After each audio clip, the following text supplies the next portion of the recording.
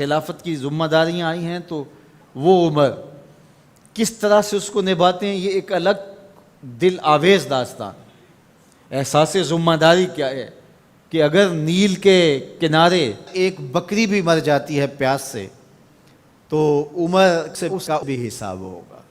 راتوں کی تنہائیوں میں اٹھ اٹھ کے عمر پہرا دے رہے ہوتے ہیں۔ یہ حضرت عمر ہے رضی اللہ تعالیٰ عنہ، کس طرح سے نظم کو چلاتے ہیں، اور امر بالمعروف اور نہی عن المنکر کا جذبہ کس طرح سے آپ کے رگ و ریشہ کے اندر محو نفوس تھا کہ جب آخری وقت آتا ہے ایک ظالم لولو فیروز نامی مجوسی آپ پر حملہ آور ہوتا ہے اور مسجد کے اندر شہید کیے جاتے ہیں۔ سیدنا عمر رضی اللہ تعالیٰ عنہ کے بارے میں حضور نے خبر دے رکھی تھی کہ یہ میرا غلام، یہ میرا صحابی شہید ہوگا۔ جب پہاڑ جھوم اٹھا تو فرمایا انما علیک نبی و صدیق و شہیدان، تمہارے اوپر ایک نبی ہے، ایک صدیق اور 2 شہید ہیں۔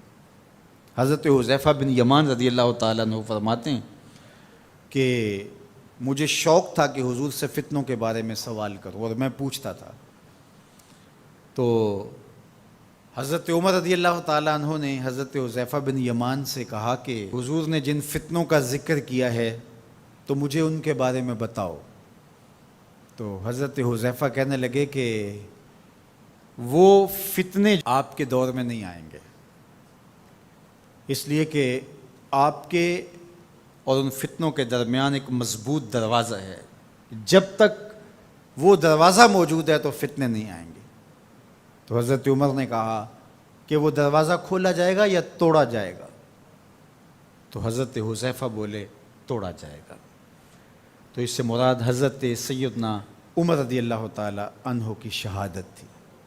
آپ کو شہید کیا گیا مسجد کے اندر، لیکن جب آپ کو اٹھایا گیا، وہاں سے لایا گیا تو خون بہت زیادہ بہہ رہا تھا، تو لوگ آپ کا حال پوچھنے آ رہے تھے۔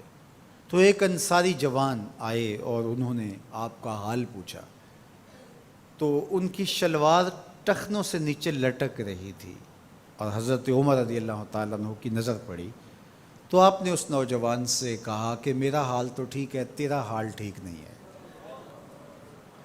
چونکہ اس سے تیرے کپڑے بھی خراب ہوں گے، اور جو ہے وہ جو حضور نے طریقہ سنت ہمیں دیا ہے اس سے یہ ہٹ کر انداز ہے جو تم نے اختیار کیا ہے۔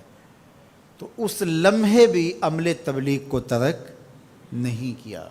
تو حضرت صدیق اکبر اور حضرت عمر کا مقدر کہ ان کی تربتیں جنت کے ٹکڑے میں ہیں، فرمایا میری قبر اور میرے منبر کے درمیان جو جگہ ہے یہ جنت کا باغ ہے۔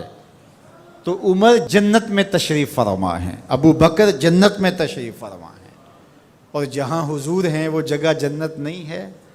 اللہ اکبر، وہ باغ جنت ہے۔ حضور ایک دن مسجد سے باہر تشریف لا رہے تھے، دائیں ہاتھ میں حضرت ابو بکر کا ہاتھ پکڑا تھا اور بائیں ہاتھ میں حضرت عمر کا ہاتھ پکڑا تھا، اور مسجد سے باہر آ رہے تھے۔ کوئی شخص مسجد میں داخل ہوا تو اس نے دیکھا تو اس کے چہرے پہ خوشی آئی، تو حضور نے مزید اس کی خوشی کو بڑھانے کے لیے فرمایا ہا قاذا نبعث یوم القیامہ، قیامت کے دن جب ہم قبروں سے اٹھیں گے تو ایسے ہی اٹھیں گے، میرے دائیں ہاتھ میں ابو بکر کا ہاتھ ہوگا، بائیں ہاتھ میں عمر کا ہاتھ ہوگا۔ جے شک ہووی تے چل مدینے، جے شک ہووی تے چل مدینے، آ ویخ لے جوڑ مزاراں دا، بن یار نبی دیاں یاراں دا۔ وآخر دعوانا